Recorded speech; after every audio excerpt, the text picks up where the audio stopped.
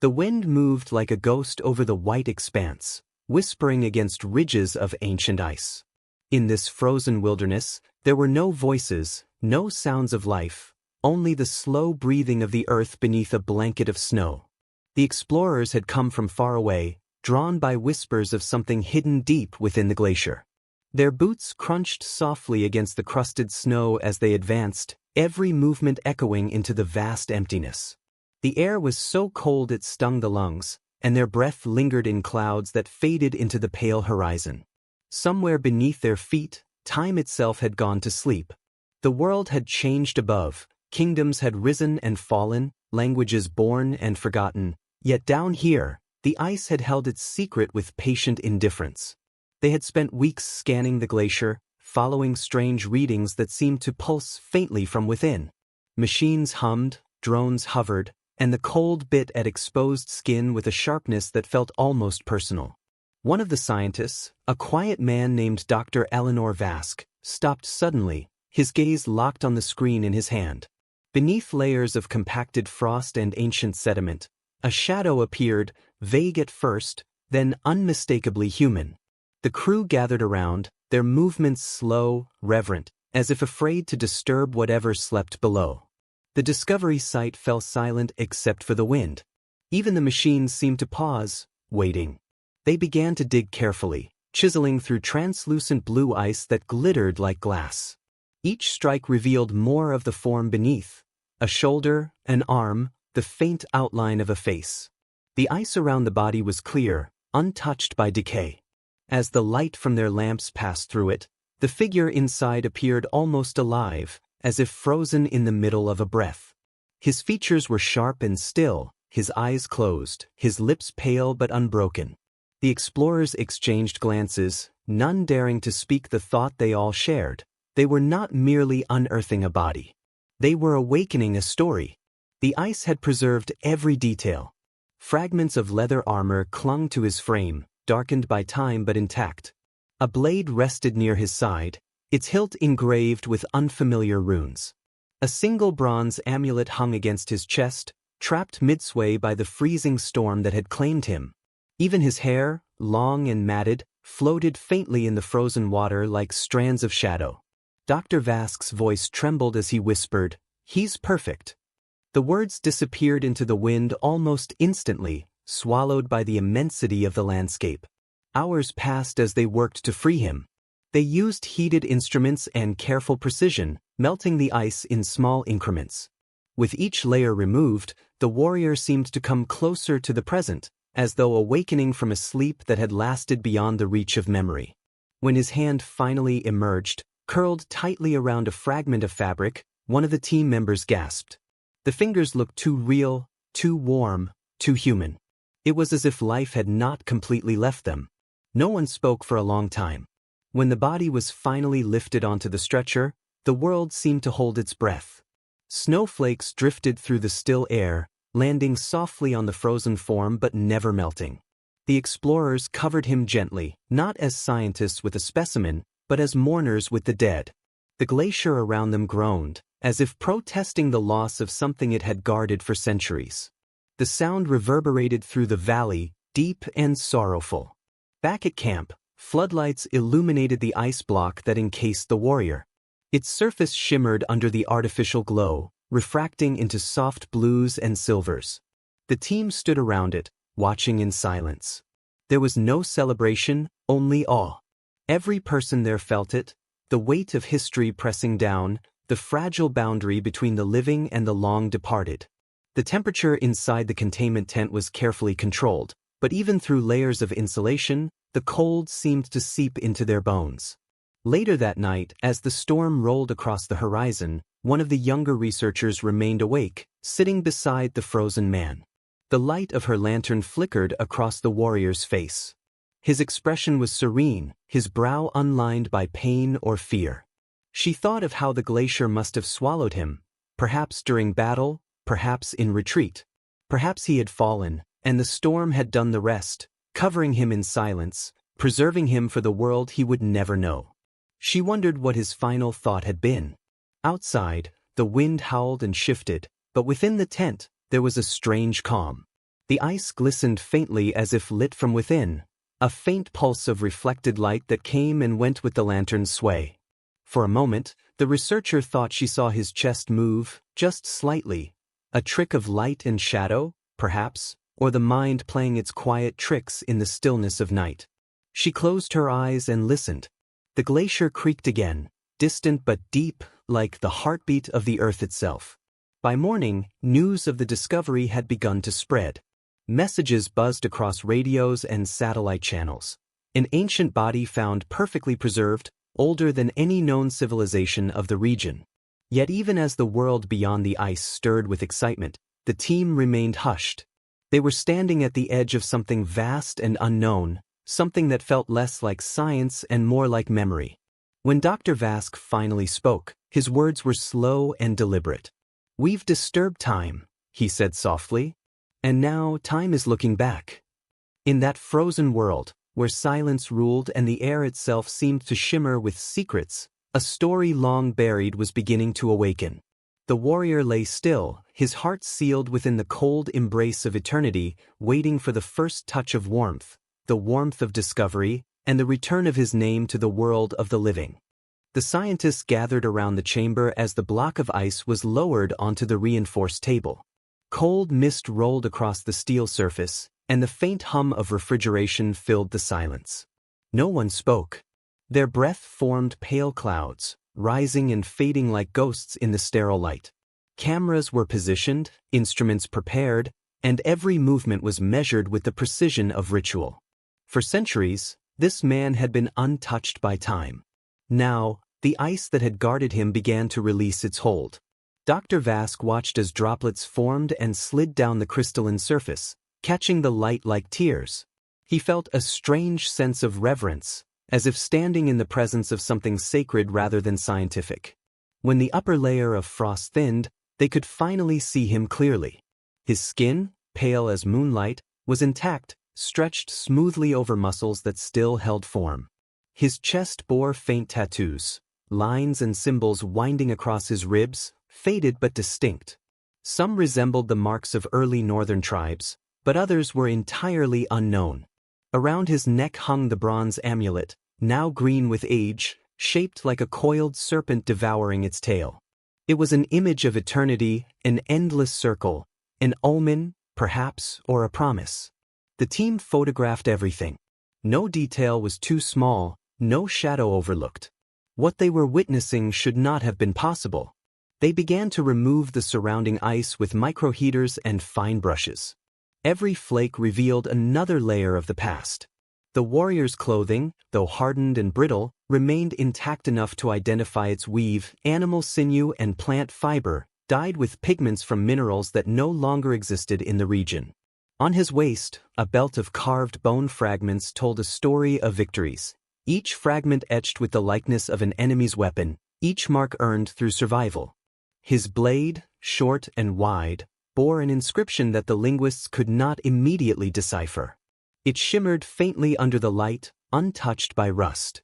When they finally exposed his face fully, the air in the room seemed to change. His features were strong but calm, the kind of calm that belongs to someone who met death without fear. His jawline was square, his lips slightly parted as though caught in the act of exhaling.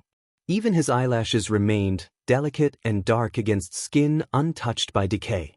The forensic pathologist, Dr. Marenholt, leaned closer, her voice barely above a whisper. "This isn't just preservation," she said. "It's perfection." As samples were taken from the surrounding ice, preliminary data began to emerge. The isotopes suggested the body had been sealed over 3,000 years ago, long before any known civilization in the region had developed metallurgy of this level. The finding challenged everything they believed about the ancient North. It was as if the warrior belonged to a world that shouldn't have existed, and yet, here he was, resting in silence, his story demanding to be told. Later, under the microscope, they found traces of pollen and volcanic ash embedded within the ice, evidence of a landscape that had once been alive with forests and fire. This glacier had not always been a wasteland, it had been born from catastrophe.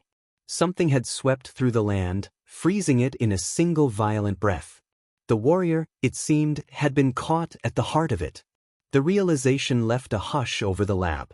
No one wanted to break the illusion that time could still hold such power. As the hours passed, they began to study his internal condition through imaging scans. What they saw made even the most experienced scientists pause. His organs had not collapsed into the dust of centuries as expected. Instead, they retained shape and density, preserved beyond reason.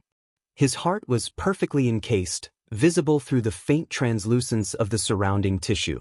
It had neither shriveled nor decayed. It simply slept. The scanner showed no sign of mummification or desiccation, only suspension. It was as if the ice had become a second skin, embracing him so completely that life itself had been paused, not ended. Each researcher reacted differently. Some were overwhelmed by curiosity, others by unease. There was something unsettling about the stillness of the warrior's form, the sense that he might open his eyes at any moment. The young assistant, Mira, confessed later that when she leaned close, she could swear she heard a faint sound, something rhythmic, slow, impossibly soft. She dismissed it as imagination, but the thought lingered long after she stepped away. When night fell, the lab lights dimmed, and the hum of the machines softened to a steady drone. Dr. Vask sat alone beside the body, reviewing notes. He stared at the figure through the clear partition, unable to shake the feeling that the man within the ice was watching him. The warrior's expression seemed to shift with each flicker of light, now solemn, now defiant, now peaceful again. It was a trick of the eye, perhaps, but the illusion was strong. He wondered who this man had been: a king, a soldier, a wanderer? The presence of ornate weaponry suggested rank, yet his clothing was practical, designed for survival, not ceremony. In the following days, historians and linguists arrived from across the world.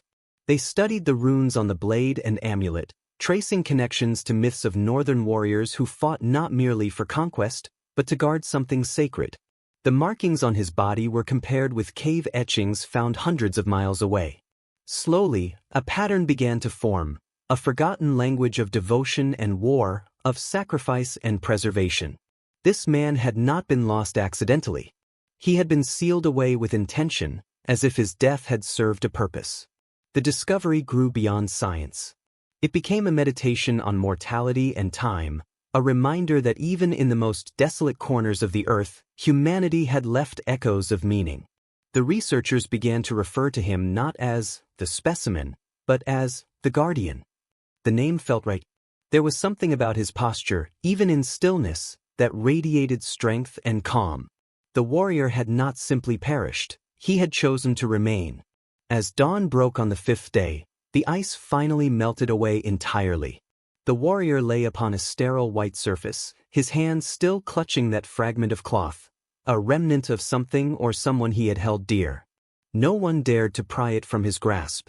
Outside, the glacier stretched endlessly into mist, and for a brief moment, the wind carried a sound like distant chanting, low and sorrowful.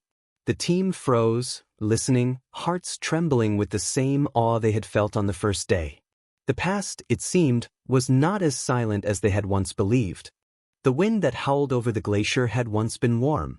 Long before the ice came, before the silence settled over the valleys, there had been fields of tall grass that shimmered like gold beneath a pale northern sun. Rivers wound through the plains, feeding villages built from timber and stone, where fires burned through endless winters and songs echoed from mountain to mountain. It was here, in this forgotten world, that the warrior had lived. The land was ruled not by kings but by clans, each bound to their ancestors through blood and vow. To them, life was brief and sacred, and honor was the only thing that could outlast death. The people called their homeland Skardal, the place of sky and stone. It was a realm caught between beauty and cruelty, where the seasons came with violence. When spring thawed the earth, the rivers would rise and swallow whole fields. When winter arrived, snow buried the valleys and turned the air to glass. Yet the people endured. They hunted, built, and fought beneath a belief older than memory, that the world itself was alive, and that every life, every death, was part of its great, eternal breath. The warrior had grown within this faith, his childhood shaped by ritual and resilience. He was not born to royalty but to hardship, to a family of hunters and smiths who understood the language of the forge and the patience of the mountain. From an early age he learned the rhythm of survival, the cut of wind across skin, the scent of storms in the air, the weight of silence before danger. He listened when the elders spoke of gods who walked unseen through forests and rivers, marking their chosen with signs of frost or flame. The tattoo across his ribs, those winding lines that still glimmered faintly in the present, had been carved there during his 15th winter. It was not decoration but initiation, the moment he was bound to the path of the warrior. He had stood shirtless in the snow, surrounded by flame and chant, as the ink was burned into his flesh using bone and ash. When it was over, his father had placed a blade in his hands and said only, "Now the sky knows your name." But even as he came of age, the balance of Skardal began to falter. The clans, once bound by mutual respect, grew restless. Trade faltered, crops withered, and whispers spread of omens, stars that fell like tears, rivers that ran red with silt. The seers spoke of a curse, a turning of the world's breath, a warning that the age of warmth was ending. At first, the people dismissed it as superstition. Yet winters grew longer, the soil hardened, and beasts began to vanish into the mountains. It was during one such harsh season that the first fires appeared on the horizon, the sign of invasion. To the north, beyond the frozen ridges, lived a rival people known only as the Vanir. They came on horseback, clad in hides and iron, their eyes painted black to mimic ravens. They fought not for land, but for survival, driven south by the same creeping cold that had begun to strangle Skardal. The first battle came at dawn. The warrior was barely 20, his armor still light, his heart untested. He remembered the moment vividly, the sound of horns echoing through the mist, the tremor of earth beneath charging hooves, the heat of fear rising against the cold. When steel met steel, the world became noise and blur. He fought not for glory but for breath, for the promise that his home might see another spring. The war lasted many winters. Villages burned, rivers froze, and alliances shifted like the tides. The warrior rose through ranks not by ambition but necessity. He learned to read the land like scripture, to see ambush in the pattern of snow, to hear deceit in the tone of a man's voice. With time, the boy who once trembled at battle became the soldier others followed. The amulet around his neck was given to him after the siege of Varlund, where he led a dozen men through an ice storm to rescue his chieftain's wounded son. The serpent devouring its tail symbolized endurance, the belief that life, death, and struggle were one unbroken circle. He wore it always, even when sleep eluded him and the cries of the dying filled his dreams. But victory did not bring peace. The more they fought, the more the land itself seemed to rebel. Storms grew darker, the cold harsher, as though the gods themselves had grown weary of men's defiance. The seers said the earth was changing, that the warmth was dying, that soon all life would retreat beneath frost. The warrior began to believe them. He had seen too much death to doubt the will of the unseen. When he walked among the dead after battle, he sometimes felt the air move around him, not as wind, but as presence. It whispered through the broken spears and frozen corpses, reminding him that every breath borrowed from the world had a cost. By his 30th winter, the clans of Skardal were shadows of their former strength. The Vanir had been pushed back, but at a terrible price. Fields lay barren, and the rivers that once carried life now carried ice. The warrior had become a living legend to his people, a name spoken around dying fires. Yet beneath the armor, he was haunted. He dreamed of standing on a frozen plain where time no longer moved, where he faced no enemy but the silence itself. Each morning he awoke colder than before, his pulse slower, his resolve heavier. It was as if the frost was not around him but within him, creeping inward from his bones. He began to question the meaning of endurance. Was it triumph, or merely delay? The elders said that when the world's breath ceased, only those pure in purpose would remain, preserved by the gods to await rebirth. The warrior did not know if he believed in rebirth, but he believed in purpose. And so, when the final war began, when the fires once again rose against the dark horizon, he did not hesitate. The age of warmth had ended. The heart of Skardal was dying. He would not let it fade quietly. The last empire of the frozen north stood on the brink of erasure, and the warrior, whose heart would one day still beat beneath ice, stepped forward to meet the end.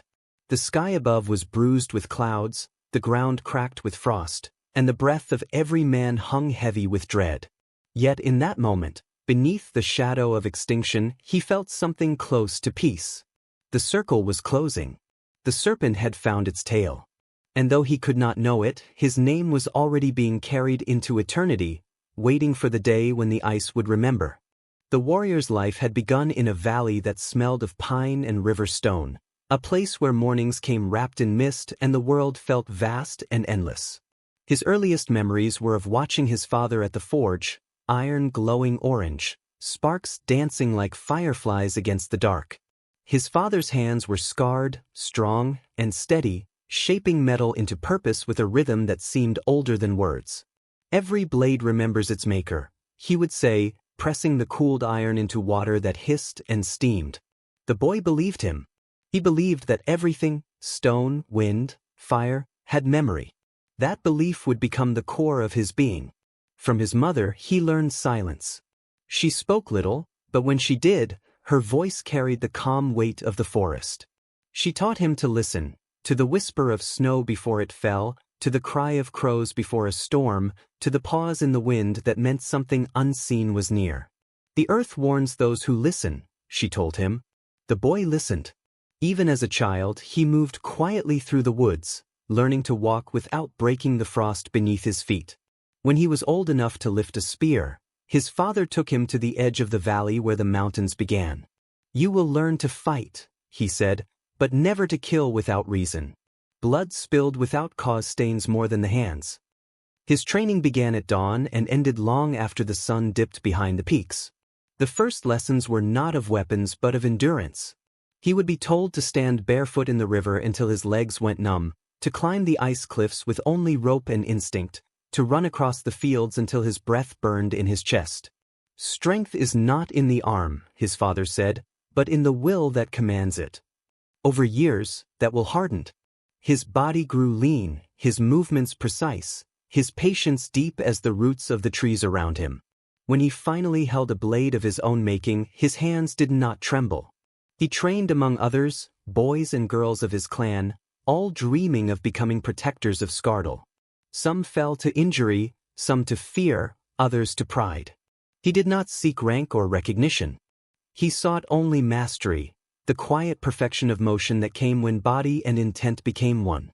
His teachers noticed the stillness in him, the way he fought without rage, as if each strike were a prayer rather than a contest. "He has the eyes of the north," one elder murmured, "cold and clear, but never cruel." When he turned 20, he was chosen for the initiation, the ceremony that would seal his place among the warriors of the valley. It was held during the first snow, beneath the open sky. The firelight cast long shadows over the circle of stones, and the tribe gathered in silence. The air smelled of pine resin and burning sage. In the center stood the high seer, draped in furs that shimmered with frost. She carried a blade carved from bone and dipped it into ink made from ash and blood. "You will be marked by the sky," she said, "and the sky will remember you." He removed his furs, standing bare-chested as the wind bit into his skin. The ink was cold as it touched him, and the seer carved lines along his ribs, symbols of the serpent, the storm, and the mountain. Each stroke burned like fire, but he did not flinch. When it was done, she pressed her palm against his chest. "Your heart belongs to the world now," she whispered. "Guard it well." The words would echo in his memory long after her voice was gone. In the years that followed, he lived by the code of his people: honor, endurance, loyalty. The clans believed that each warrior carried two hearts, one of flesh and one of fire. The heart of flesh could be wounded, but the heart of fire could not. It was that second heart, they said, that the gods would one day reclaim. He came to understand what this meant during his first battle, when a spear glanced off his shoulder and blood ran down his arm. He did not retreat. The wound hurt, but something deeper within him blazed with calm. It was as if part of him had stepped aside to watch, detached, eternal. Between wars, his days were simple. He helped mend weapons, hunted in the forests, and sat by the forge where his father still worked. Sometimes, when the stars were clear, he climbed the ridge above the village and watched the sky shift in bands of pale green and violet. The northern lights, his mother had told him, were the souls of warriors returning home. They dance for those who still remember, she'd said. On those nights, he would whisper his gratitude into the wind, for life, for struggle, for the fragile beauty of breath. As his reputation grew, so did his responsibilities. He trained others, teaching them patience over aggression, awareness over pride. He told them that fear was not their enemy, only their mirror. To be unafraid, he said, is to forget that you are alive. Many listened, few understood. In the campfire's glow, his face would sometimes seem older than his years, marked not by time but by understanding. Yet beneath his composure, there was a quiet loneliness. He had seen friends fall, had buried brothers in frozen ground. He had loved once, a woman named Alara, whose laughter carried like birdsong through the valley. But she was taken by the fever one spring, and when she died, something within him froze. He stopped visiting the river they once walked beside. He stopped laughing. Instead, he poured his grief into the forge, shaping blade after blade, each one sharper than the last. "The world takes what it will," he said once to his father. His father nodded. "Yes," he replied, "but what remains, that is who we are." Years passed, and his name spread beyond his valley. Travelers spoke of the silent warrior who could move through snow without leaving prints, who fought not for conquest but for the balance of his land. He began to feel the weight of legend forming around him, though he did not seek it. He was merely living as his ancestors had taught, enduring, protecting, waiting. He knew that peace was fragile and that the world's warmth was fading.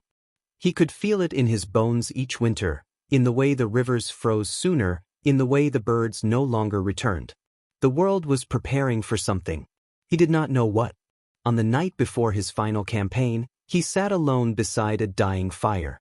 Snow fell soundlessly around him, coating his armor in white. He removed his amulet and turned it over in his hand, the serpent biting its tail, the promise of the eternal return. He whispered a prayer not for victory, but for memory.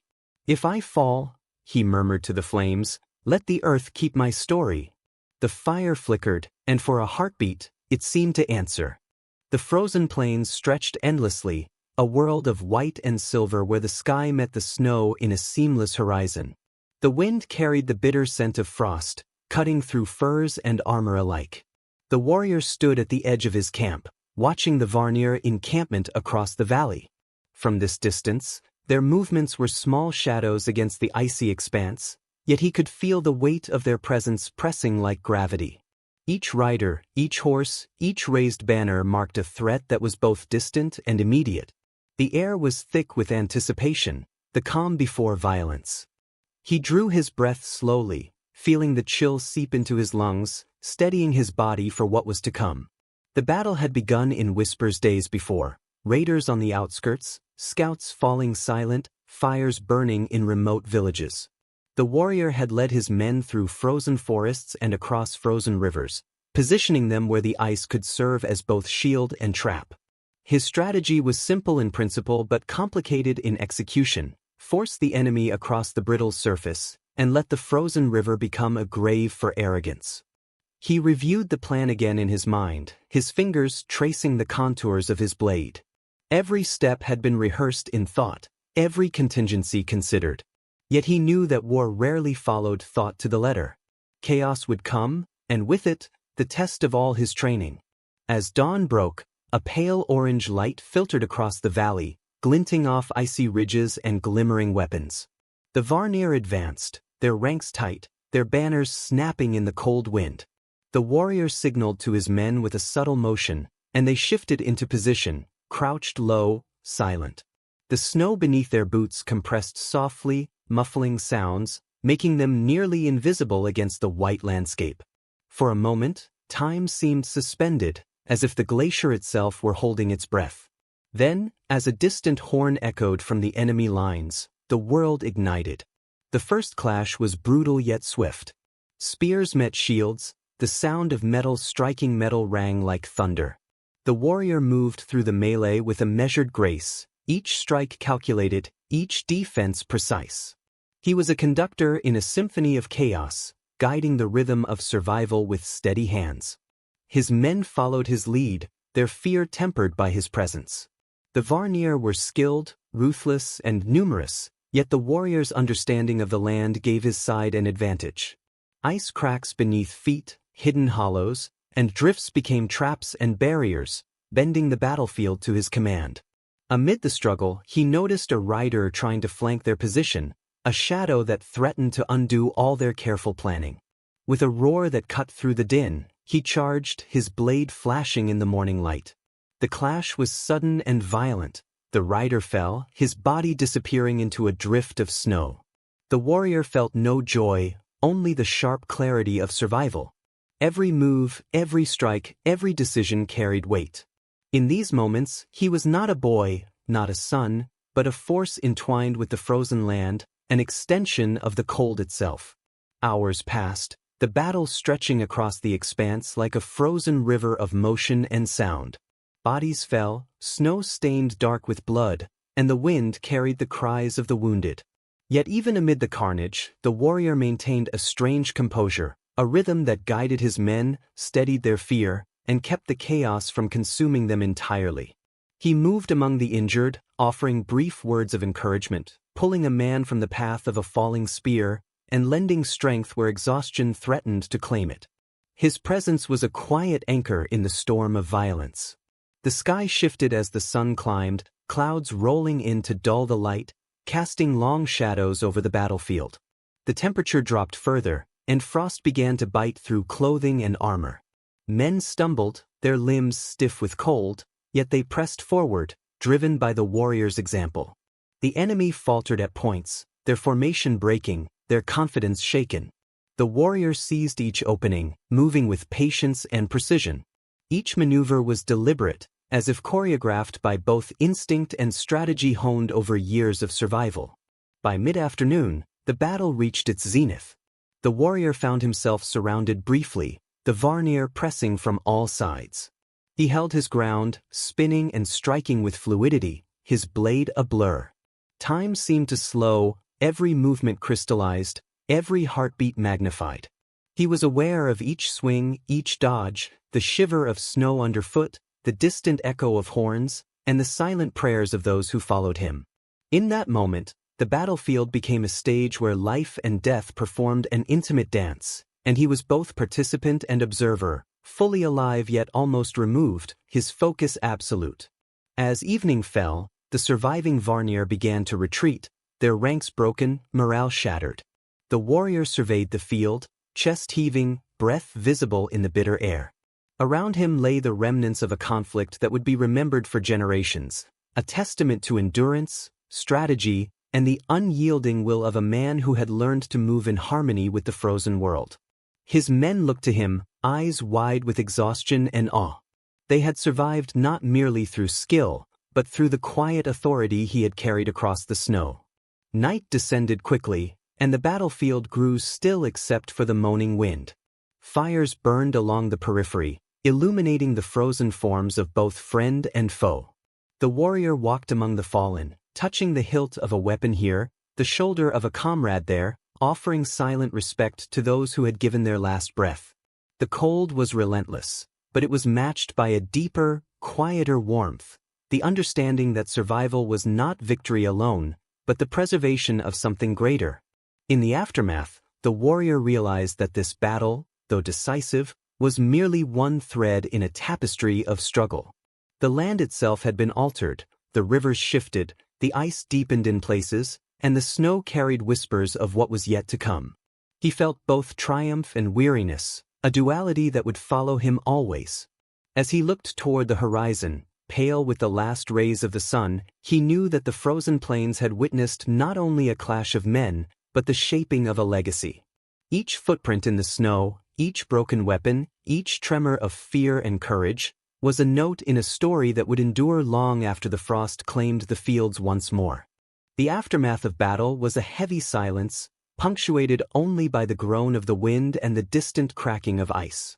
The warrior stood alone on a ridge, surveying the field below. Snow, once pristine, was now marred by footprints, churned earth, and the crimson stain of blood frozen in intricate patterns.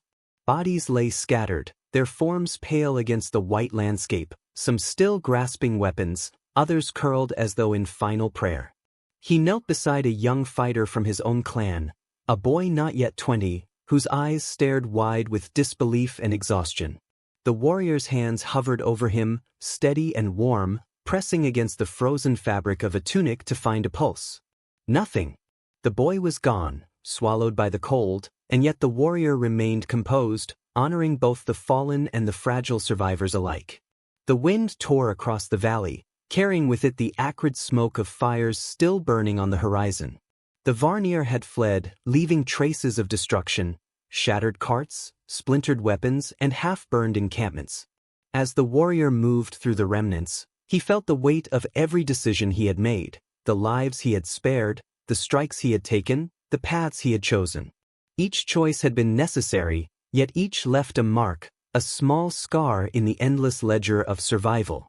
He touched the hilt of his blade, feeling the grooves worn smooth by years of use, remembering every strike, every clash, every cry that had reached him across the din of combat. The survivors began to gather their wounded, huddled together for warmth, their faces pale and their bodies trembling. The warrior directed them, guiding them to shelter, instructing those capable of movement to carry the injured. Even in exhaustion, they followed his lead, drawn by the authority of experience and the quiet strength that emanated from him. The frost-bitten hands of young men and women trembled as they worked, but his calm presence lent them courage. In those moments, he became more than a soldier. He became a guardian, a constant amid the chaos, a figure upon whose steadiness the lives of many depended. As night approached, the temperature plunged further. The air grew sharp, each breath slicing through the chest like ice. The warrior built fires carefully, placing them near enough to provide warmth but distant enough to avoid detection from potential scouts still lurking in the shadows. He ensured that the injured were insulated against the cold, wrapping them in furs and blankets scavenged from both his own camp and the enemy's. The fires flickered, casting long shadows across the snow, giving the fallen an ethereal glow. The warrior walked among them silently, speaking only when necessary, offering reassurance through presence rather than words. Amid the cold and devastation, he paused to consider the fallen enemies. They were young, like the boy he had just checked, some undoubtedly swept into battle by necessity, loyalty, or fear. The warrior knelt beside one, brushing the frost from a young man's face. He noted the glint of a pendant around the neck, a family token, and he allowed himself a moment of reflection. In this frozen silence, life and death were stripped to their most elemental forms, and he felt both sorrow and understanding. It was the balance he had trained for all his life, the recognition that the survival of one required the passing of another, yet honor remained in acknowledgement, not in triumph alone. The next morning, the first pale light revealed the expanse of destruction in stark detail. Tracks crisscrossed the snow like veins, some leading back to the survivors, others disappearing into distant forests. The warrior walked among them, tracing the paths, committing each detail to memory. He had learned that even in the coldest places, stories endured, the shape of a fallen tree, the break of ice in a stream, the footprints left by a fleeing scout. Each fragment was a note in the symphony of history, a testament to endurance, loss, and the inexorable march of time. He sent scouts to survey the retreating enemy, noting the state of their forces, the injuries sustained, and the items abandoned in haste. The intelligence was necessary, but it was also a ritual of respect, an acknowledgement that even in victory, the world had been altered irrevocably. The warrior catalogued each observation meticulously, knowing that these records would serve not only for strategy but for memory. The frozen plains demanded witness, and he was the appointed eye, the keeper of truth in a land where time itself seemed suspended. By midday, the survivors had begun to bury the dead. The frost made the work arduous, each shovel a struggle against the relentless ice. The warrior supervised, ensuring that every body received dignity. Small markers, stones or carved wood, were placed above each grave, simple yet sacred. He traced his fingers along the markers, whispering names he did not know, offering a silent prayer that the souls of those fallen would find warmth beyond the cold. In these acts, he found a measure of solace, a reminder that even amid devastation, respect and humanity could endure. As the day wore on, he returned to the ridge to survey the valley once more. The sun was low, casting long shadows across the battlefield, turning the snow into a shimmering expanse of gold and silver.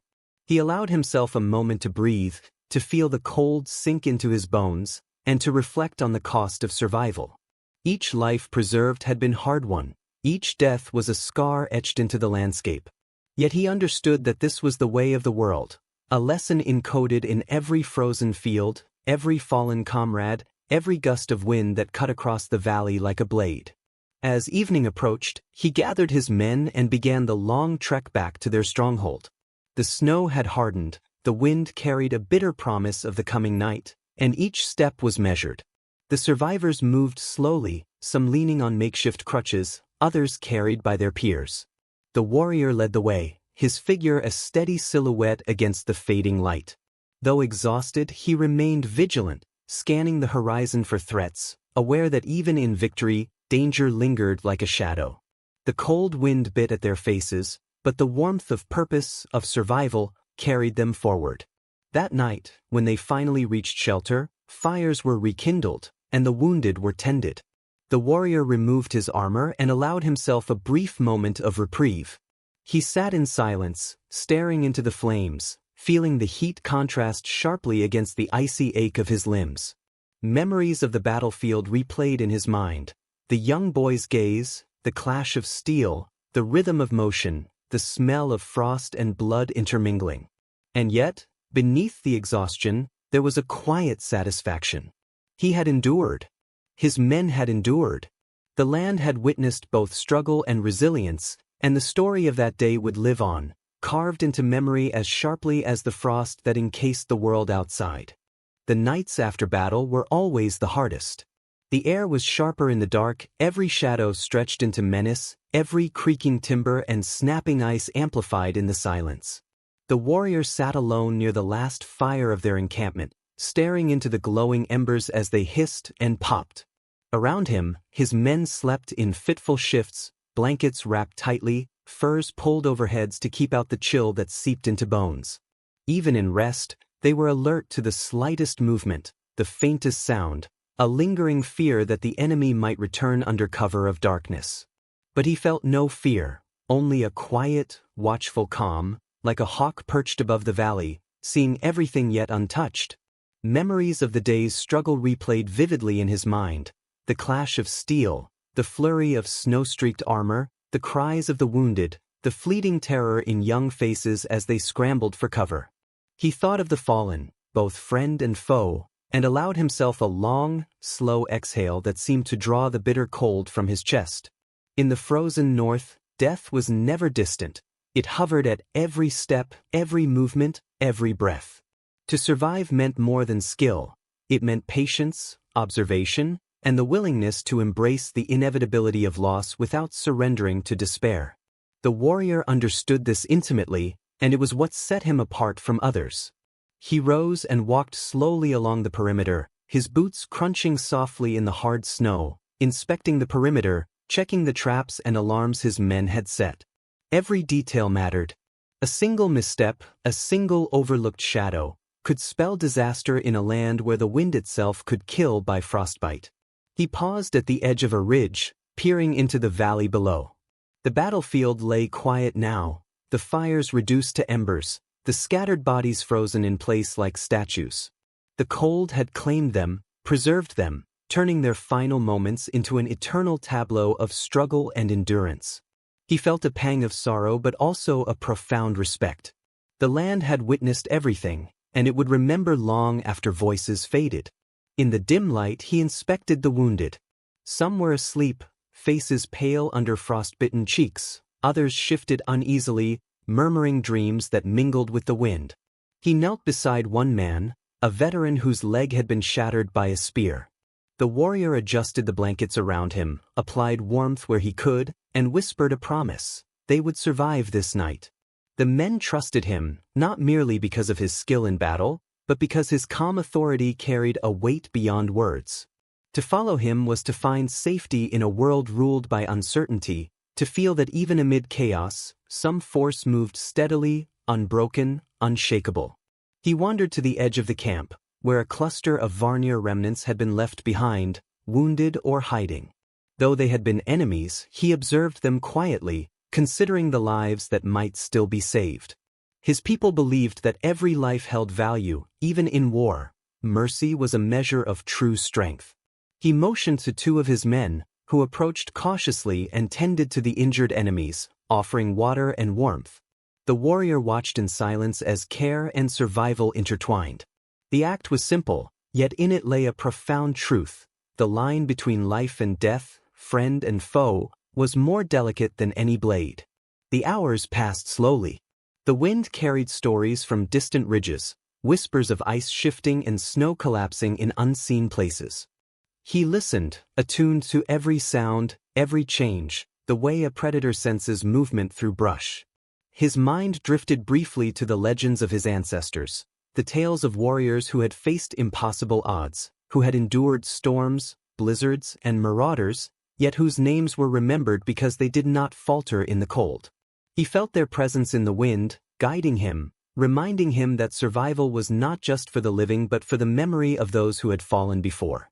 At the first hint of dawn, he rose and moved among his men again. Some had succumbed to exhaustion, faces pale beneath frost-laden furs, breathing shallow. Others were stirring, stretching stiff limbs, shivering as the icy wind tore across the ridge. He spoke softly, giving directions, arranging the wounded, and preparing the group for the journey back to the stronghold. Though the battlefield was behind them, the challenges of the frozen north remained. Frostbite, starvation, and the unpredictability of weather were as dangerous as any enemy. He checked the supply of firewood, redistributed blankets, and ensured that every man had enough sustenance for the trek ahead. The warrior paused near the edge of a small frozen stream, where the water still whispered beneath a thin layer of ice. He gazed at it, recalling the spring when he had first learned to hunt along its banks, when the world was alive with birdsong and sunlight. Those days seemed distant now, almost unreal, yet the memory was sharp in its clarity. Life, death, and the land's eternal rhythm had always been intertwined, he realized, and he had been shaped by that knowledge as surely as steel was shaped in fire. Every step he took now was informed by that understanding, guiding him to protect, endure, and witness. He began the slow descent back toward the settlement, signaling his men to follow in careful formation. The snow was uneven, drifts hidden beneath fresh powder, yet the group moved steadily, each step deliberate. The warrior led without hurry, aware that rushing would bring injury or worse. The quiet discipline of the march was a lesson in itself. Survival depended not on haste but on awareness, not on strength alone but on the patience to endure. He glanced back once, at the battlefield now silent beneath the early light, and felt the weight of history pressing softly upon him. By midday, they reached the outposts of their settlement, where familiar walls and structures offered the first tangible sense of security. Fires were stoked higher, the wounded were carried inside, and a sense of relief passed through the group, muted by exhaustion but palpable. The warrior allowed himself a moment to lean against a post, letting the warmth seep into his frozen limbs. He looked upon the men and women around him, survivors of a night and day that would be remembered forever. In their eyes he saw trust, gratitude, and something deeper, a recognition of a force that had guided them through death and cold with steady hands and unwavering resolve. As evening fell again, he sat beside the largest fire, watching sparks rise into the twilight. The frozen landscape beyond seemed eternal, unyielding, yet within it existed a rhythm of life, struggle, and endurance that few could perceive. He reflected on the day, the battle, the fallen, and the survivors. The cold could claim flesh, wind could silence breath, but the memory of courage, strategy, and perseverance endured beyond the reach of frost. He allowed himself the quiet satisfaction of knowing that he had done what was necessary, Not for glory, not for fame, but for the living, for those who depended on him, and for the stories that would ripple across the ice long after this night had passed. The warrior awoke before dawn, as he had for years, to the hush of the frozen north. The air was crisp, almost sharp enough to bite the lungs, and the world was draped in a heavy cloak of snow and shadow. He moved silently among his men, checking the fires and the tents, ensuring that each was secure against the chill that seeped into bones. Even in sleep, their breathing was measured, the subtle rise and fall of chests like waves across a frozen sea. He paused for a moment at the edge of the camp, gazing toward the distant ridges where the Varnir had retreated. Though they were gone, their presence lingered like a shadow over the valley, a reminder that the land was still dangerous, still alive with threat and possibility. He began the long trek across the icy plains, leading his men with a careful pace. Every footfall was deliberate. The snow beneath them could conceal treacherous patches of thin ice or hidden crevasses. The men trusted him, moving in synchronized rhythm, their eyes scanning the horizon and their ears tuned to the faintest shifts in wind or snow. The warrior carried more than a blade. He carried the accumulated knowledge of winters survived, battles endured, and lessons learned from elders and ancestors alike.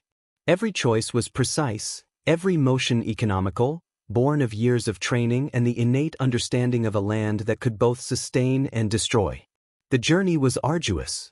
Frost clung to eyelashes and beards, breath rose in white clouds that mingled with the morning mist.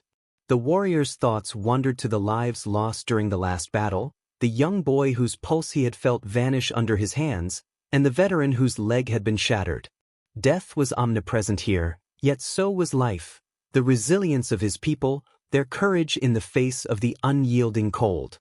He considered that survival in these lands was never about brute strength alone. It was a careful balance of endurance, observation, and humility before forces greater than any man. By midday, the group reached a ridge overlooking a frozen river that snaked through the valley. The warrior halted, surveying the expanse below. Ice glittered under the weak winter sun, fissures running like veins across its surface. He remembered the last battle, the moment when he had used the river itself as a weapon, forcing the enemy onto brittle ice that threatened to collapse beneath their weight. It had been a gamble, reliant on precise timing and a deep understanding of the frozen landscape. Today, he studied the river with equal scrutiny, recognizing the subtle shifts in ice and snow that spoke of weakness and stability, danger and opportunity. The men began to settle as the warrior instructed them to gather supplies and scout for safe passage. The cold was merciless, gnawing at fingers and toes even through thick furs. Hunger and fatigue shadowed their movements, yet they followed every command with trust and precision. The warrior moved among them, adjusting packs, distributing rations, and offering words of calm reassurance. His presence alone steadied their resolve, a quiet authority that spoke louder than any raised voice or shouted order. In this world of ice and silence, leadership was not proclaimed, it was demonstrated through unwavering vigilance and measured action. As the hours passed, the wind rose, carrying snow in swirling eddies that stung exposed skin. The warrior pressed forward, mindful of every step and every hazard. He paused near a small copse of wind-bent trees, their branches encrusted with frost, and took a moment to observe. Life endured even here. A fox's tracks led through the snow, a bird had taken shelter against the frozen trunk of an ancient pine, and tiny icicles caught the weak light of the sun, sparkling like fragments of stars. The world was harsh, yet alive, and the warrior understood that his people were part of this balance. To move through it without respect was to court disaster. By late afternoon, they approached a narrow pass between jagged ridges. The passage was treacherous, snowdrifts concealing unstable ice and rock. The warrior led the group cautiously, testing each step before committing, guiding the weary men with subtle signals and careful instructions. The silence was broken only by the crunch of boots and the occasional murmur of men checking for danger. In these moments, the warrior's mind was alive with calculation and observation. He considered the sun's angle, the wind's direction, and the subtle sounds that might indicate predators or hidden crevasses. Every detail mattered. Every misstep could be fatal. As night approached, they found temporary shelter in a hollow between rocks, where the wind was somewhat blocked and snow accumulation was lighter. Fires were kindled, and the men huddled close, drawing warmth from one another and the flickering flames. The warrior moved among them again, checking the wounded, adjusting furs, and sharing provisions. Though exhaustion weighed heavily on his limbs, he remained alert, scanning the surrounding darkness for movement or sound. Sleep was a luxury he could not fully afford. Vigilance was his constant companion. He sat by the fire, staring into the embers as memories of battles and journeys past swirled in his mind. He recalled his earliest days, learning from his father at the forge, and his mother's lessons of listening to the world around him. Every decision he had made, every risk taken, every life saved or lost, had brought him here, to this frozen night, surrounded by men who trusted him completely. In the harshest landscapes, he understood that leadership was not about command alone. It was about presence, wisdom, and the quiet courage to endure when all else seemed lost. Before dawn, he would rouse his men again, and the journey would continue. But in this moment, he allowed himself the calm reflection of survival and purpose. He had endured battles, frost, and death. He had seen friends fall and enemies retreat. And yet he remained, the observer, the guardian, the silent force moving through the frozen north. The fires crackled low, shadows danced along the snow, and the wind carried the soft promise of another day. In this harsh, unforgiving world, he was not merely surviving. He was shaping history, one careful step at a time. The following morning broke gray and muted, the horizon swallowed in a veil of mist that softened the frozen edges of the world. The warrior rose before the first light, as he had for decades, the snow crunching beneath his boots like distant thunder. Around him, his men stirred, weary but disciplined, their breaths rising in clouds that mingled with the cold fog. He moved silently among them, checking their packs, adjusting furs, and ensuring the wounded were secure. Every detail mattered. In these lands, the smallest oversight could cost a life. He paused for a moment at the edge of the encampment, watching the ice fields stretch into infinity. It was a landscape both beautiful and merciless, and he had long learned to respect its subtle warnings. The day's journey would take them across frozen ridges and through narrow passes where a single misstep could mean disaster. He led with deliberate calm, each footfall measured, each glance scanning for danger. The men followed without hesitation, trusting his instincts honed through years of survival and battle. They moved as one, a silent unit in harmony with the frozen land, guided by the rhythm of his steps and the subtle signals he gave. The warrior's presence was more than leadership. It was an unspoken assurance that no matter the peril, they could endure.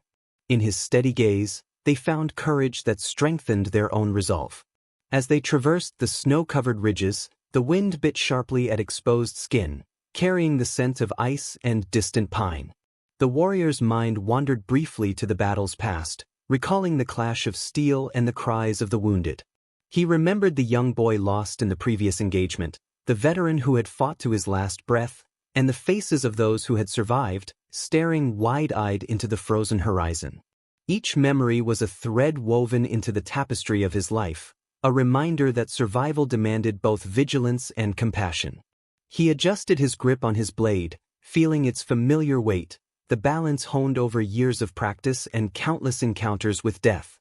Mid-morning brought a narrow pass flanked by jagged cliffs. The wind funneled into a howl that echoed like the cry of ghosts across the valley. The snow here was treacherous, concealing brittle ice beneath its soft surface. The warrior led cautiously, probing each step before committing, the men following in precise formation. Silence ruled their movements, broken only by the occasional hiss of snow shifting underfoot or the crack of ice breaking. His eyes, sharp and unwavering, scanned for subtle signs of danger. A fissure in the ice, a shadow that moved too smoothly against the terrain, the faint tracks of wolves or other predators that stalked these regions. In this frozen world, knowledge and attention were as important as strength. By midday, they reached a plateau where the land opened into a frozen lake. The ice gleamed under the pale winter sun, a mirror reflecting both sky and snow. The warrior assessed its surface, aware that one misstep could plunge them into frigid death.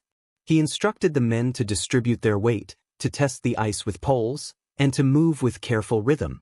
Every motion was deliberate, every decision calculated. The frozen lake was a battlefield in miniature, and he treated it as such, respecting the subtle shifts and weaknesses that the inexperienced eye would overlook. The men obeyed, following his lead with silent trust. The journey across the lake was tense, each footfall sending faint vibrations through the brittle ice. The wind whipped across the surface, carrying the scent of snow and the faint, metallic tang of danger. The warrior's mind remained focused, aware of the hidden threats beneath the ice and the subtle signs above it.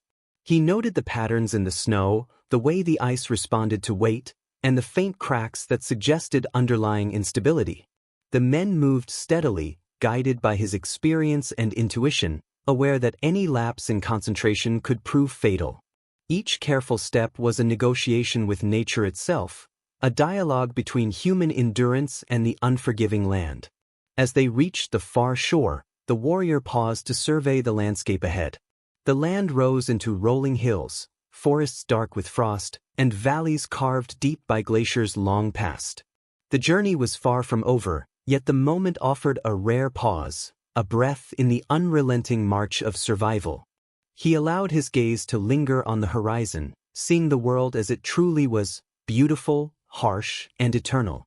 In the silence, he felt the weight of responsibility, the lives of his men resting in his hands, the memory of the fallen etched into his mind, and the unspoken promise that he would see them through whatever lay ahead. Evening approached as they set up temporary shelter among a cluster of wind-bent trees, the trunks frosted and heavy with ice. Fires were lit, and the men gathered around, their faces pale, bodies stiff, but hearts steady. The warrior moved among them, checking supplies, adjusting blankets, and offering quiet reassurance. His presence was both grounding and instructive. He demonstrated that endurance was not merely about survival, but about careful planning, observation, and unwavering vigilance. The men absorbed his calm energy, knowing that through his guidance, they would endure yet another night in this frozen expanse. Night fell slowly, the sky darkening to a deep indigo, and the stars emerged, bright against the cold air. The wind moaned through the trees, carrying with it the whispers of the past and the subtle threats of the present. The warrior sat near the fire, staring into the glowing embers, feeling the warmth contrast with the icy chill of his body. He allowed himself a moment of reflection, recalling the lessons of his youth, the guidance of his parents, the training of his elders, and the battles that had shaped him into the man he was. Every scar, every memory, every decision had led to this point, a point where survival and leadership intertwined in the harsh, silent beauty of the frozen north. As the men drifted into sleep, he remained vigilant, his eyes scanning the darkness beyond the firelight. He understood that danger could arrive without warning, that the land itself could conspire against them. Yet in this moment, there was also a quiet pride. They had endured another day, survived another passage through snow and ice, and continued the journey that defined their lives. He allowed himself a final deep breath, the cold filling his lungs, the fire warming his core, and for a brief moment he permitted himself to feel the weight of all he had achieved. The frozen world was relentless, yet he moved through it with patience, wisdom, and an unyielding will, an eternal witness to both struggle and survival. The morning arrived like a quiet whisper, pale and fragile against the frozen landscape. The warrior stirred before dawn, as was his custom, rising from a thin layer of fur that offered only minimal protection against the icy wind. Around him, his men lay huddled, wrapped in blankets and furs, their breaths rising in visible clouds, each exhale a reminder of the fragile warmth that kept them alive.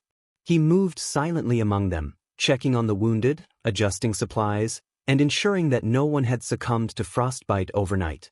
Each small action mattered. In these lands, neglect could be fatal, and vigilance was as critical as courage. The snow beyond their shelter glimmered faintly, a pale mirror of the endless sky above, cold and unyielding. As they prepared to move, he gathered his men briefly, speaking in low, calm tones that carried over the wind. His instructions were precise, deliberate, and measured, reflecting the hours of experience that had honed his leadership. Today's journey would take them across treacherous terrain, frozen rivers, jagged ridges, and narrow passes where a single misstep could prove deadly. Yet his men listened attentively, their trust absolute. It was not obedience born of fear but confidence in a leader whose presence had guided them through countless trials.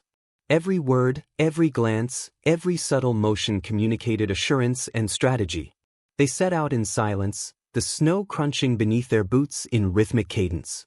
The wind swept across the plains, carrying the scent of ice and distant pines, whispering secrets only those attuned to the land could understand.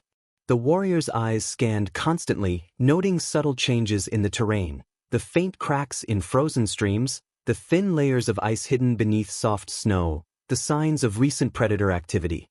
He knew that survival was not just a matter of strength or skill, it was knowledge, perception, and the ability to move in harmony with the environment. His men followed, their movements careful and synchronized, each step a negotiation with the unforgiving world around them. By late morning, they reached a narrow pass flanked by towering cliffs. The wind funneled through the crevices, creating eerie whistles that echoed like distant cries. The snow here was deceptively soft, concealing brittle ice and hidden drops. The warrior led carefully, testing each step, signaling his men to distribute weight evenly, and to move with measured caution. The air was sharp, biting through furs and gloves, yet their focus remained unwavering. Every sound, every shadow, every subtle movement in the snow demanded attention. Here, the frozen north revealed both its beauty and its cruelty, and only those who respected it could hope to survive. As they descended toward a frozen river, he paused to survey the ice. It stretched wide, glinting in the weak sunlight, its surface deceptively smooth.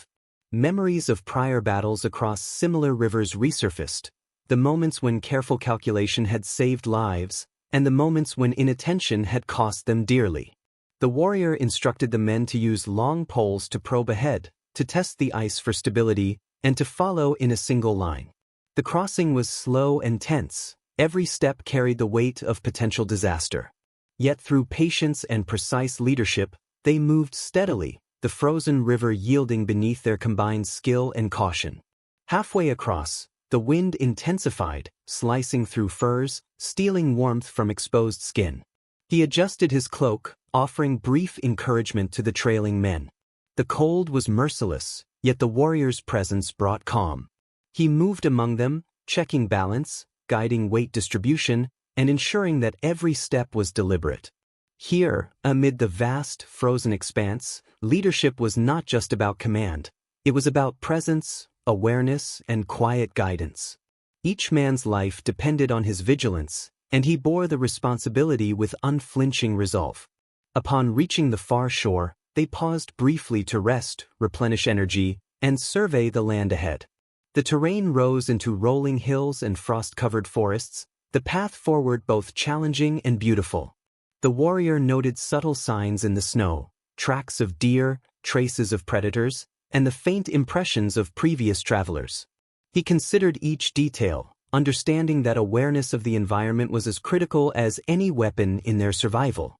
The men observed his attention to detail, absorbing the lesson through example.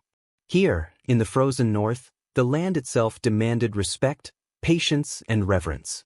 By mid-afternoon, the group approached another ridge, a natural vantage point that allowed them to observe distant valleys and frozen lakes. The warrior paused, scanning the horizon, noting the angle of sunlight, the way shadows fell across the landscape, and the potential dangers that might lie ahead. Even in this quiet moment, he remained alert, every sense attuned to the environment. He thought of the battles past, the sacrifices made, and the lives still depending on him.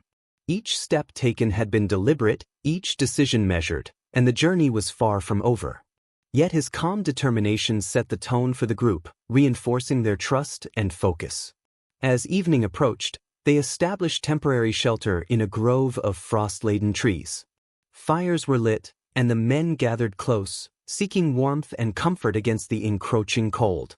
The warrior moved among them, tending the wounded, distributing provisions, and quietly observing the horizon for signs of danger.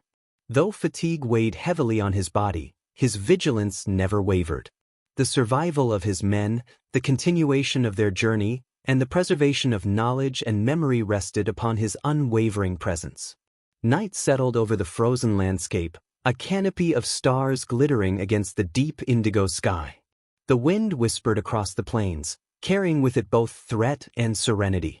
The warrior sat near the fire, contemplating the day's passage, the challenges overcome and the dangers yet to come. Memories of battles, of fallen comrades, and of lessons learned in the harsh northern winters filled his mind.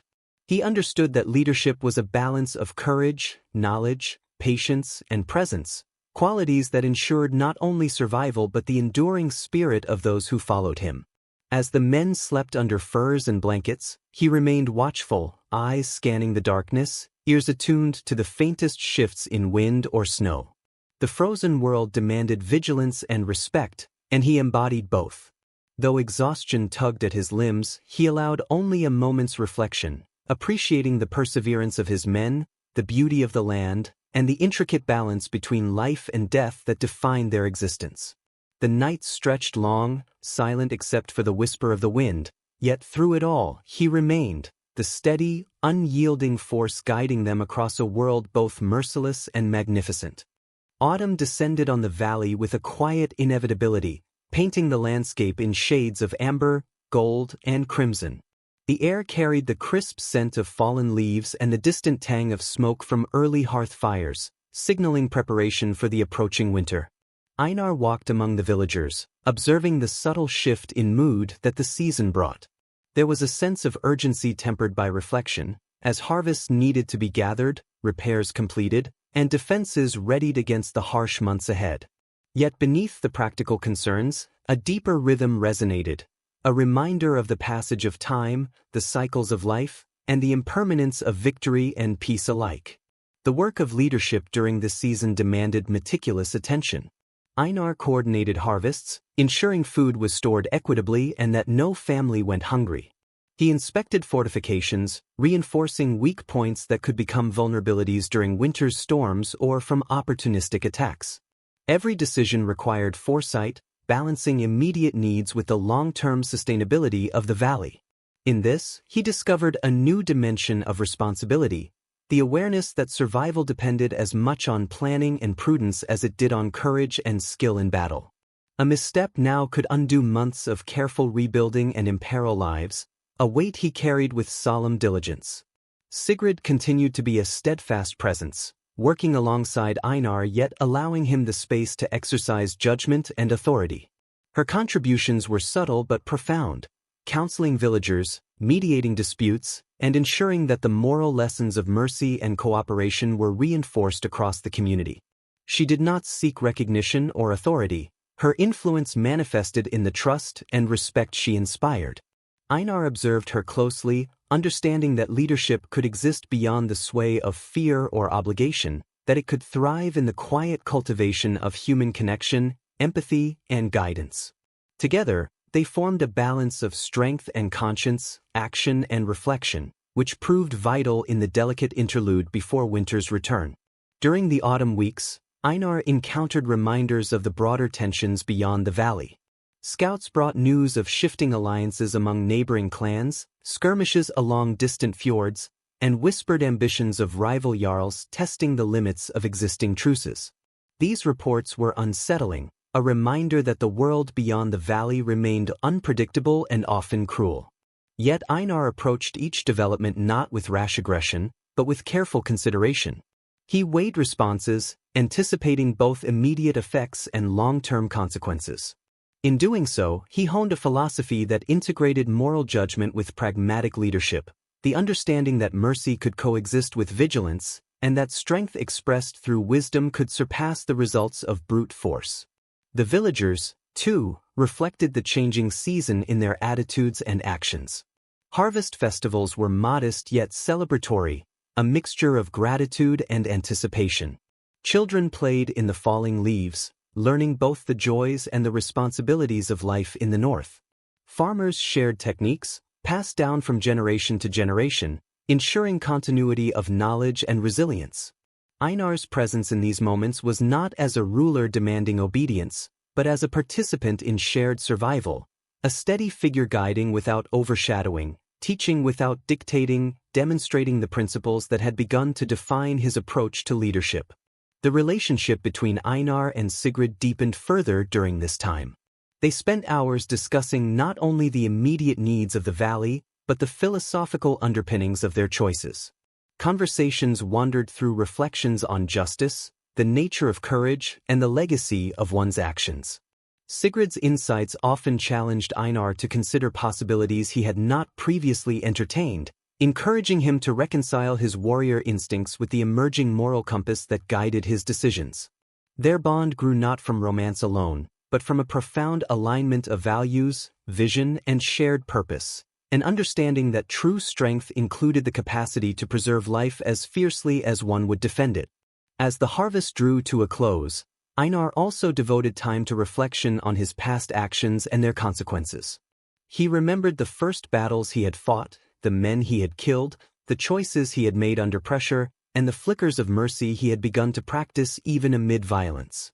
Each memory reinforced the realization that history often celebrated deeds of courage in combat, but overlooked the quiet, unseen acts that shaped communities and preserved human dignity. Einar recognized that his legacy would be measured not merely by battles fought or enemies vanquished, but by the lives he had touched, the wisdom imparted, and the morality upheld amid the pressures of survival and duty. Autumn's challenges extended to the spiritual and emotional spheres as well. The shortening days and lengthening nights prompted reflection on mortality, the impermanence of life, and the cycles of loss and renewal. Einar walked the valley at dusk, observing the interplay of light and shadow across the fields, contemplating the fleeting nature of time. He thought of those who had fallen in previous battles, of the families who had suffered, and of the fragile bonds that had begun to form across clan lines. In this meditation he found both humility and purpose, humility in recognizing the limits of his control, and purpose in understanding that deliberate, compassionate action could create ripples far beyond the immediate moment. Arvid continued to challenge him, testing both patience and philosophy. "The world will not wait for reflection," he remarked one evening as they prepared for a minor raid by opportunistic bandits. "It punishes hesitation." Einar considered the words carefully, acknowledging the reality that vigilance and decisive action remained necessary. Yet he balanced this with discernment, choosing to engage with strategy rather than force alone. Through these experiences, he refined the integration of conscience and pragmatism, understanding that leadership demanded both courage and wisdom, both readiness for conflict and the restraint to avoid unnecessary bloodshed. By the end of autumn, the valley had achieved a delicate equilibrium. Crops were stored, defenses strengthened, and relationships between clans had stabilized, though always tentatively. Einar had grown into a leader whose authority rested not merely on fear or martial skill, but on the consistent demonstration of integrity, empathy, and thoughtful judgment. The villagers respected him not only as a protector, but as a guide, a moral compass in a world often devoid of such clarity. Sigrid's influence remained intertwined with his, reinforcing the principles of cooperation, humanity, and foresight that now defined the valley's recovery and continuity. As the last leaves fell and the first frosts dusted the ground, Einar found moments of quiet reflection along the river. Winter returned to the valley with a familiarity that carried both comfort and foreboding. Snow blanketed the land, transforming the rugged terrain into a silent, white expanse, and the cold settled into bones as well as the earth. Fires burned steadily in longhouses, casting flickering shadows on walls adorned with symbols of family, clan, and the few spoils from previous campaigns. The villagers moved with deliberate care, attending to the necessities of survival, chopping wood, feeding livestock, preserving food, and ensuring that the most vulnerable were shielded from frost's bite. Einar walked among them, his presence steady, his gaze alert, absorbing the rhythm of life in a season that tested endurance, patience, and resolve. The onset of winter demanded renewed vigilance from leaders and warriors alike. Scouts returned with news of distant movements, traders came cautiously, and the rival clans tested boundaries subtly, probing for weaknesses. Einar understood that even in the quiet of snow-covered hills, the world beyond the valley remained unpredictable. Each decision required foresight, when to act, when to withhold, and how to protect life without provoking unnecessary conflict. Winter's stillness was deceptive. It could lull a community into complacency just as easily as it could conceal danger. He reminded himself constantly that leadership was not a static role but a continuous exercise in observation, judgment, and moral discernment. Sigrid's presence during this season was a quiet beacon. She moved among the villagers, tending to children, aiding the elderly, and offering counsel where tensions arose. Her touch was subtle yet transformative. She fostered cooperation, alleviated fear, and reminded the community that even in the harshest conditions, humanity could endure. Einar observed her closely, recognizing the lessons embedded in her approach. Leadership did not require dominance. It could flourish through empathy, careful guidance, and the cultivation of trust. Together, they embodied a balance, his strength tempered by her insight, her compassion reinforced by his vigilance, which allowed the valley to navigate winter with both security and dignity intact. Daily routines took on ritualistic significance. The villagers rose with the dim light of dawn, gathered firewood, checked supplies, and performed necessary chores before the sun reached its brief zenith. Children learned practical skills alongside tales of caution, bravery, and legacy, their education blending survival with moral awareness. Einar participated not as a distant authority, but as a guide and observer, reinforcing lessons through example. He saw in these small interactions the subtle shaping of the community's character, patience, resilience, and the understanding that courage could manifest in care and foresight as much as in confrontation. Amid these routines, Einar reflected on the broader consequences of his previous choices. The mercy extended to rival clans, the restraint exercised in skirmishes, and the cultivation of alliances had begun to manifest tangible results. Traders traveled with less fear, communication improved, and tensions that might have erupted into bloodshed had been mitigated through dialogue and strategic foresight. He realized that the influence of actions often extended beyond immediate perception, rippling through relationships, economies, and the collective consciousness of the valley. Leadership, he understood more deeply than ever, required the ability to anticipate consequences not only for oneself but for generations yet to come. Winter also brought moments of introspection, where Einar confronted the intersection of duty and conscience. Alone in the pre-dawn stillness, he walked along frozen riverbanks, listening to the subtle groans of ice and the occasional snap of tree branches under snow's weight. He pondered the nature of honor, the meaning of loyalty, and the tension between traditional expectations of a warrior and the emerging philosophy of mercy and conscience that guided his decisions.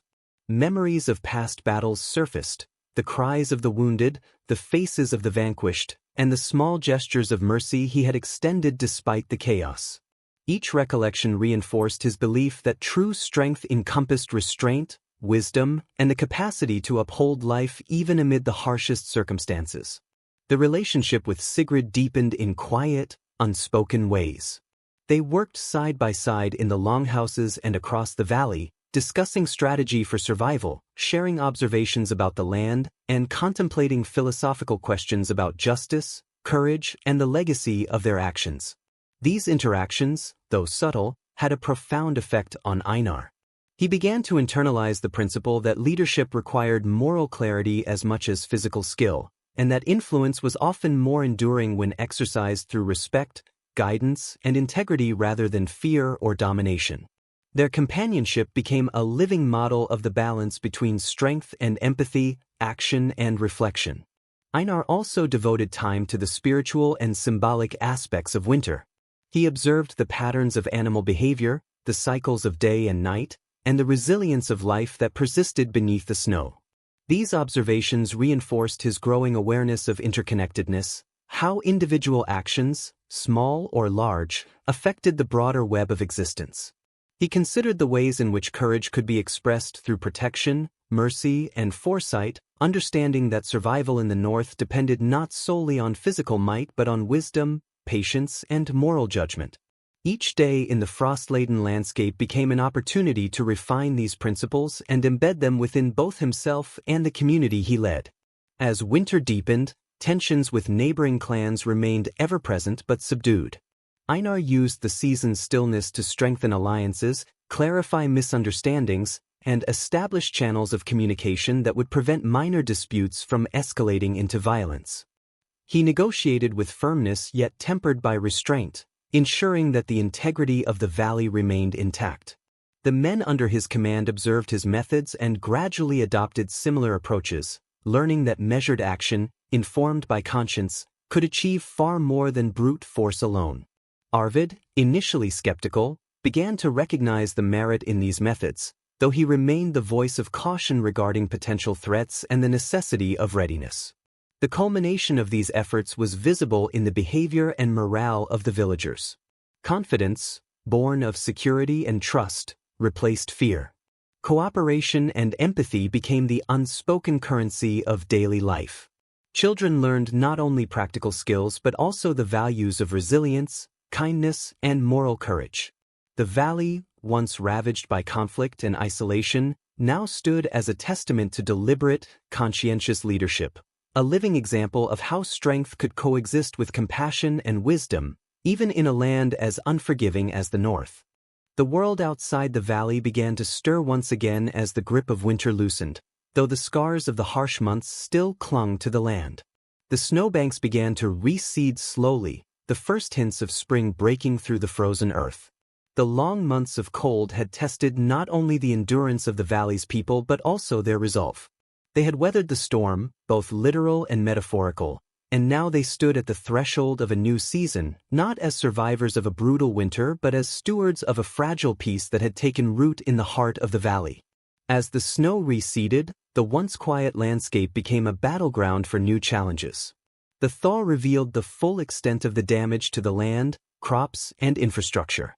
Yet there was something in the air now, something that had not been there before: possibility. It felt as though the earth itself was beginning to renew, to reclaim the rhythm of life that had been temporarily interrupted by the cold. Farmers began to prepare their fields, longhouses were repaired, and the hum of activity in the valley grew louder as the community emerged from the dormancy of winter. This renewal was not simply a return to the previous status quo, it was a transformation, a chance to rebuild with greater purpose, with greater wisdom, and with a deeper understanding of the cycles of life. Einar walked through the valley, his gaze steady as he observed the work unfolding around him. His thoughts were quieter now, less burdened by the weight of survival and more attuned to the slow pulse of a growing community. His leadership, tested in the fires of conflict, had shifted in nature. It was no longer defined solely by the need for protection and survival but by a larger vision: the preservation of life, the cultivation of peace, and the creation of a society where mercy was as valued as strength. The warriors who had once followed him into battle now looked to him not just for tactical guidance but for moral direction.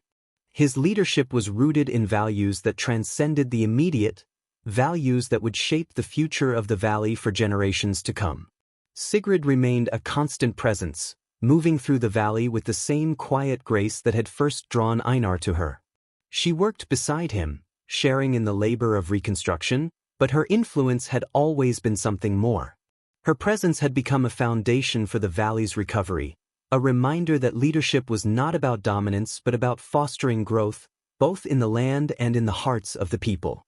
Together, they had shown that empathy, strength, and wisdom could coexist in ways that created a lasting peace, one that was forged not in the fires of battle but in the quiet spaces between. Their partnership had become a model for others, a quiet yet powerful demonstration of the way leadership could be expressed in kindness, resilience, and foresight. The tension that had once existed between Einar and Arvid had lessened. While Arvid remained a warrior at heart, his respect for Einar's vision had grown. He had seen the fruit of their efforts, the way the valley had changed, the way the people had responded to leadership that valued humanity over conquest.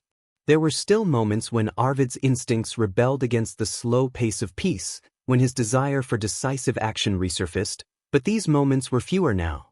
The lessons of the past and the results of those decisions had shaped his understanding of what true strength meant.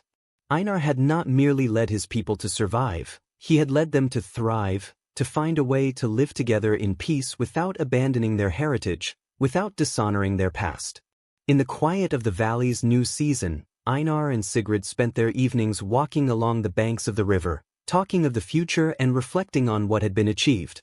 The valley was not yet perfect, but it was no longer defined by the violence and strife that had once consumed it. It was now a place where hope could take root, where courage could be tempered by compassion, and where the future could be shaped not by the iron of the sword but by the integrity of the heart. Einar had not simply found peace within the valley, he had found it within himself. And as the seasons turned, as the earth began its slow, inevitable renewal, he knew that his journey, their journey, was far from over. The seeds of change had been planted, and now it was time to nurture them, to watch them grow and become something stronger than anything that had come before. As the thaw of early spring began to break the grip of winter, the valley was reborn once again, though in quieter, more subtle ways than before. The snowbanks melted slowly, revealing patches of earth hungry for the warmth of the sun. Einar spent much of his time walking along the riverbanks, the once frozen waters now rushing with renewed vigor, much like the community that had persevered through the harsh months. The first shoots of green poked through the cold earth, signaling the beginning of the cycle anew. The land, like the people, had been tested, yet it responded with resilience. The community, too, was in a state of quiet renewal. People worked side by side, not just for survival, but with the shared sense of growth and healing. Villagers, who had once been marked by war and scarcity, now moved with a sense of purpose that spoke of more than mere endurance. Einar observed this, recognizing that it was not simply the land that had rebounded, but the spirit of the people. In the cooperative labor that filled the days, he saw the fruits of the trust and mutual respect he had worked so hard to cultivate. Sigrid remained an anchor to this renewal, not with grand declarations, but with simple, consistent actions. She helped plant the early crops, tended to the sick, and ensured that the young learned from both her wisdom and kindness. The villagers trusted her as they did Einar, but it was not in the same overt way. Her strength was in the quiet leadership she displayed, and in her ability to remind everyone, even in the midst of work, of the humanity that connected them all. As the days lengthened and the warmth of the sun slowly overtook the chill of winter, Einar could not help but feel a deep sense of contentment. He realized that the valley's survival, and its transformation from a place of conflict to a community of cooperation, was due not just to his decisions, but to the collective spirit of the people, guided by a new philosophy that prized empathy, thoughtfulness, and the quiet strength of shared purpose. In this new spring, he found the first signs of something much more profound than survival. It was a quiet victory, one of unity and understanding. The final stretch of the journey lay ahead, a relentless march through the biting cold and the vast, silent wilderness. The warrior had long ago learned the power of persistence, of steady, unyielding progress against all odds. He had guided his men through countless trials, each step forward a victory in itself, no matter how small. Yet, even in this moment, with the end nearly within reach, there was no room for complacency. They had come too far to let their guard down now. The landscape remained as unforgiving as ever, the snow as relentless, the air as sharp. But the warrior did not falter. His men, weary but resolute, followed without question, trusting in his strength, his unwavering focus, and the unspoken bond that had grown between them. As they trudged forward, the warrior's mind wandered to the years behind him. He thought of the battles fought, the comrades lost, and the endless winters spent navigating the harshest landscapes on earth. He had seen men break, seen them succumb to fear, fatigue, and despair. But he had never wavered. His resolve had been forged in the fire of those trials, and now it was tempered with experience. He knew that survival was not about the absence of fear but the ability to push forward in spite of it. His men, too, had learned this lesson, had absorbed it through their quiet obedience and the rhythm of the long, silent days spent under his leadership. The journey was more than a battle against the elements. It was a trial of spirit, a test of endurance and willpower. And as the warrior moved forward, his every step a testament to his unyielding resolve, he understood that it was not just the land that shaped a man, it was the way he chose to meet the challenges it presented. Here, in this unforgiving place, they would make their stand, not through the strength of their weapons but through the strength of their hearts. Together, they would endure, for they knew that the warrior would lead them, as he always had, with unwavering determination and an iron will to see them through.